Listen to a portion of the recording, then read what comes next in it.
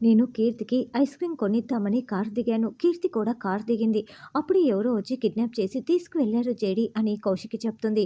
Hello madam, brown colour ambassador కారులో తీసుకువెళ్లారేమో అడగండి అని అవినాష్ చెప్పడంతో జేడీ అడగటంతో అవును అదే, నీకెలా తెలుసు అని కౌశికి ఫోన్లో అడుగుతూ ఉంటుంది. మా టీంకి ఎవరో చూసి ఇన్ఫర్మేషన్ ఇచ్చారు. కీర్తికి ఏమీ కాకుండా కాపాడే బాధ్యత నాది అని జేడీ ఫోన్ పెట్టేస్తుంది. చూడండి, ఇప్పుడు నీ మొగుడు నా కాళ్ళు పట్టుకొని సారీ చెప్పాడా సరే, లేకుంటే అక్కడ కీర్తి ప్రాణాలు పోతాయి అని అవినాష్ చెప్తాడు. ఇందాక మీరు నన్ను వెంట పడుతున్నప్పుడు నేను పారిపోయినట్లు నటించాను కదా, అప్పుడు నేను మా వాళ్ళకి ఫోన్ చేయటం కోసమే వెళ్ళాను. నేను మా నాన్న వెనుక దాక్కొని ఉండటం లేదు. మీరు ఇలా రెట్టింపు స్పీడ్లో నాపై దాడి చేస్తారని కూడా నాకు చాలా బాగా తెలుసు. అందుకే ఒక టీమ్‌ని నేను కౌశిక్‌ని ఫాలో అవ్వమని ఎప్పుడో మా వాళ్ళని అరేంజ్ చేశాను. ఇక్కడ మా నాన్నపై, నాపై ఇలా దాడి చేయగానే నేను మా వాళ్ళకి ఫోన్ చేసి చెప్పాను. అక్కడ కీర్తిని కిడ్నాప్ చేశారు. ఇప్పుడు కీర్తి ప్రాణాలా లేకుంటే నీ మొగుడు నా కాళ్ళు పట్టుకొని సారీ చెప్పడమా? మీరే ఆలోచించుకోండి. రేయ్ 1 మినిట్ లోపల నా దగ్గర నుంచి ఫోన్ రాకపోతే ఆ కీర్తి ప్రాణాలు తీసేయనురా అని అవినాష్ చెప్తాడు. ఆలోచించుకోండి మేడం అని అవినాష్ చెప్తుంటే, "రేయ్ అవినాష్‌గా నిన్ను చంపేస్తాను" అని జేడీ వార్నింగ్ ఇస్తూ ఉంటే, "నేను కూడా అదే చేస్తాను మేడం. నీ భర్త నా కాళ్ళు పట్టుకొని సారీ చెప్పకపోతే అక్కడ కీర్తి ప్రాణాలు పోతాయి" అని, "మీ కుటుంబంలో ప్రతి దానికి కూడా కారకులు మీరే అయితే నాకు మాత్రం చాలా థ్రిల్లింగ్‌గా ఉంటుంది.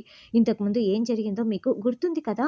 30 సెకండ్స్ మాత్రమే ఉన్నాయి. 10 సెకండ్స్ మాత్రమే ఉన్నాయి. 3, 2, 1" అని అవినాష్ చెప్తుంటే, అప్పుడే కేదార్ కాళ్ళు పట్టుకొని సారీ అని చెప్పేస్తాడు.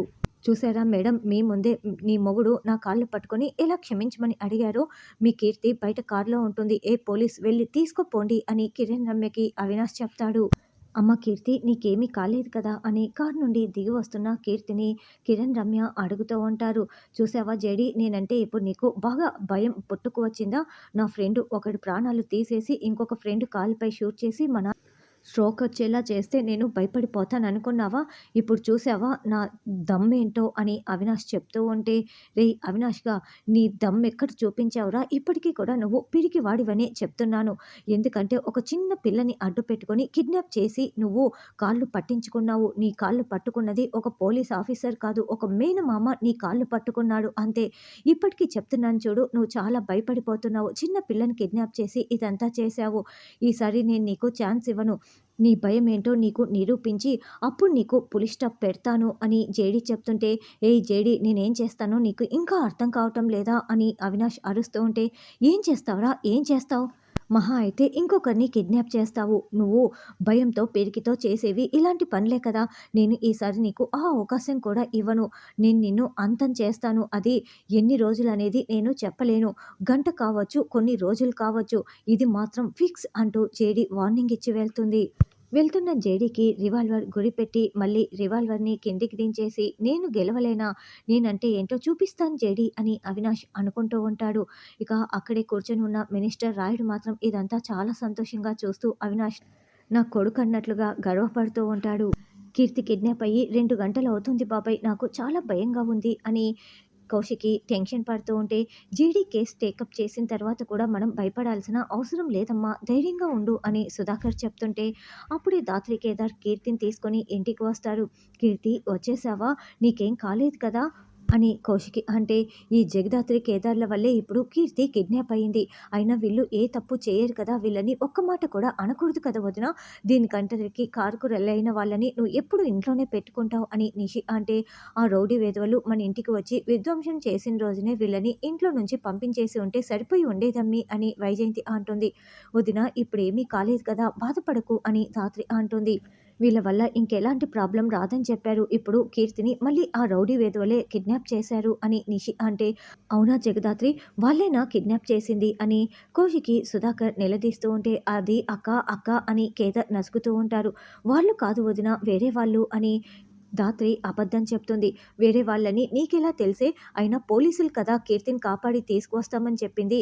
మీరెలా తీసుకొచ్చారు అంటే కీర్తిని కాపాడి తీసుకొచ్చింది మీరేనా అని నిషి నిలదీస్తూ ఉంటుంది. చెప్పండి అని వైజయంతి అంటే, మేమెలా కాపాడతాము, జేడీ కేడీలే కాపాడారు అని కేదార్ అంటే మరి పోలీసులు తీసుకురాకుండా కీర్తిని మీరెందుకు ఎలా తీసుకొచ్చారు అని సుధాకర్, కౌశికి అందరూ నిలదీస్తూ ఉంటారు. అంటే కేసు వాపస్ తీసుకోమని చెప్పారు కదా! మేము కేసు వాపస్ తీసుకోటానికని అక్కడికి వెళ్తే అక్కడ కీర్తి కూడా ఉన్నింది. వాళ్ళు ఆల్రెడీ కీర్తిని కాపాడి తీసుకువచ్చేశారు. సరే మేమే ఇంటికి తీసుకువెళ్తామని జేడీకి చెప్పడంతో అలాగేనని జేడీ కీర్తిని మాతో పాటి పంపించేసింది అని దాత్రి, కేదార్ కవర్ చేసేస్తారు. తర్వాత కేదార్, ఎందుకు దాత్రి నువ్వు అవినాష్ వాళ్ళు కిడ్నాప్ చేయలేదని అక్కకి అబద్ధం చెప్పావు అని కేదార్ అనడంతో, ఒకవేళ అవినాషే అని తెలిస్తే షూట్ చేసేస్తానని వదిన చెప్పింది కదా కేదార్, అలా జరగకూడదు. అసలు అవినాష్ ఈ భూమి మీదే ఉండకూడదు. మనమే వాళ్ళకి బుద్ధి చెప్తాము. అవినాష్కి అస్సలు భయం లేకుండా అయిపోయింది.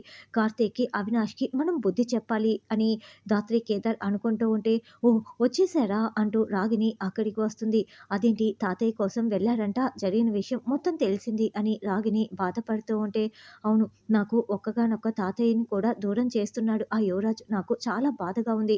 నేను అనాథనని జీర్ణించుకోలేకపోతున్నాను అని కేదార్ బాధపడుతూ ఉంటే, మా అమ్మాయినిచ్చి నీకు పెళ్లి చేసిన తర్వాత కూడా నువ్వు ఎలా అనాథవి అవుతావు? నాకు కొడుకులు లేరు, నువ్వు నా కొడుకు లాంటి వాడివి, నన్ను ప్రేమగా పిన్ని అని పిలువు అని రాగిని చెప్పడంతో, అలాగే పిన్ని అని కేదార్ చాలా సంతోషపడుతూ ఉంటారు. ఇది కనుక వైజయంతి అత్తయ్య వినిందంటే ఇంకేమైనా ఉందా? కాబట్టి ఆవిడ వినకుండా మీరు జాగ్రత్త పడండి అని ధాత్రి, కేదార్, రాగిని నవ్వుకుంటూ ఉంటారు. అదేంటత్తయ్య చెంప మీద అంత ఎర్రగా ఉంది, ఏమైంది అని ధాత్రి నిలదీస్తూ ఉంటే, అవును ఎవరో కొట్టినట్లుగా ఏమైంది చెప్పండి అని ధాత్రి, కేదార్ ఇద్దరు రాగిన్ని నిలదీస్తూ ఉంటారు. నిషి కొట్టిందా అని ధాత్రి అంటే, కాదు వైజయంతియే కొట్టింది, అసలు ఏం జరిగిందంటే అని అంతకుముందు జరిగిన సంఘటన చూపిస్తూ ఉంటారు. అదేంటి నేను కిచెన్‌లో నుంచి వెళ్ళి మళ్ళీ వచ్చేసరికి ఈ డస్ట్‌బిన్‌లో రోజు పైనాపిల్, పపాయ ముక్కలు, తొక్కులు కనిపిస్తున్నాయి. అంటే ఎవరో దొంగగా వచ్చి తింటున్నారా? ఎందుకు నన్నడిగితే నేనిస్తాను కదా! అని డస్ట్‌బిన్‌లో ఉన్న పండ్ల తొక్కల్ని చూసి రాగిని అనుకుంటూ ఉంటే, అప్పుడే కౌశిక్ వచ్చి, ఎవరో నిన్ను ఇబ్బంది పెట్టడం ఇష్టం లేక తింటుంటారులే, ఫ్రూట్సే కదా వదిలేసేయ్ అని చెప్పి వెళ్తుంది. నాకిష్టమైన పండ్లు ఇవి 2 మాత్రమే. వీటిని తినకుండా నేనెక్కడ ఉంటాను?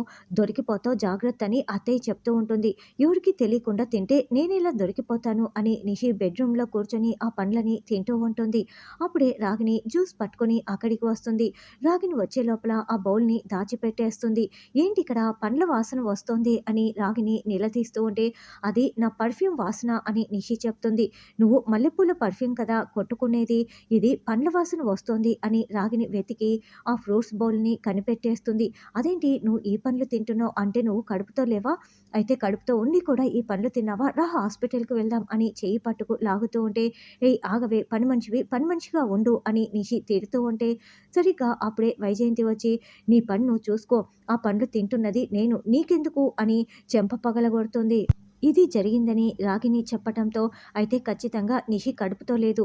జరిగిన సంఘటనలన్నింటినీ బట్టి చూస్తే ఖచ్చితంగా నిషినే వాటిని తినిందనిపిస్తోంది. నిన్ను కొడుతుందా? ఉండు నిషి సంగతి చెప్తానని ధాత్రి వెళ్తుంటే, మళ్ళీ పని మనిషి కోసం ఇంత గొడవ చేస్తున్నావంటూ నిషి పెద్ద సీన్ చేస్తుంది. ధాత్రి ఇప్పుడు వద్దు అని కేదార్ అంటాడు.